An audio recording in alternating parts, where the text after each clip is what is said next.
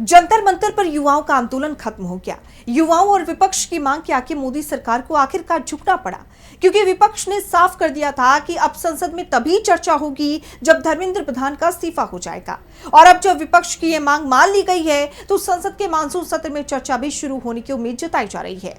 तो किन मुद्दों पर अब संसद में छिड़ेगी बहस, जानेंगे इस रिपोर्ट में। मोदी सरकार फिलहाल बैकफुट पर नजर आ रही है। शिक्षा मंत्री धर्मेंद्र प्रधान के इस्तीफे को लेकर जिस तरह संसद से सड़क तक लड़ाई छिड़ी, उसके आगे सरकार को सरेंडर करना पड़ा। और अब जब धर्मेंद्र प्रधान ने इस्तीफा दे दिया है तो सरकार और विपक्ष के बीच जारी गतिरोध भी खत्म होता नजर आ रहा है।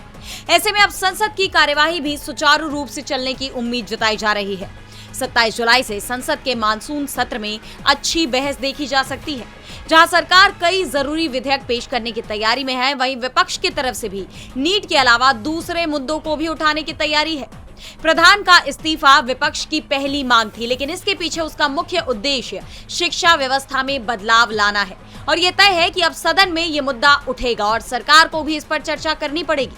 वैसे तो संसदीय कार्य मंत्री किरेन रिजिजू ने पहले ही कहा था कि सरकार नीट पेपर लीक पर चर्चा कराने को तैयार है। ऐसे में 27 जुलाई को इस पर चर्चा हो सकती है। वहीं सरकार की तरफ से पेपर लीक के खिलाफ एक संशोधित विधेयक भी पेश करने की तैयारी है।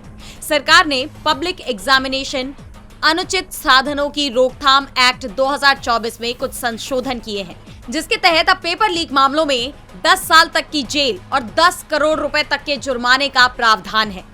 केंद्रीय कैबिनेट से इस बिल के मसौदे को मंजूरी भी मिल गई है। अब सदन में विपक्ष इस पर अपनी राय पेश करेगा। वहीं वंदे मातरम बिल पर भी बयानबाजी देखी जा सकती है। इसके अलावा बागी सांसदों को लेकर लोकसभा स्पीकर ओम बिरला के रुख, देश में बढ़ती बेरोजगारी, महंगाई जैसे मुद्दों पर भी विपक्ष सरकार की घेराबंदी करेगा, ये तय माना जा रहा है।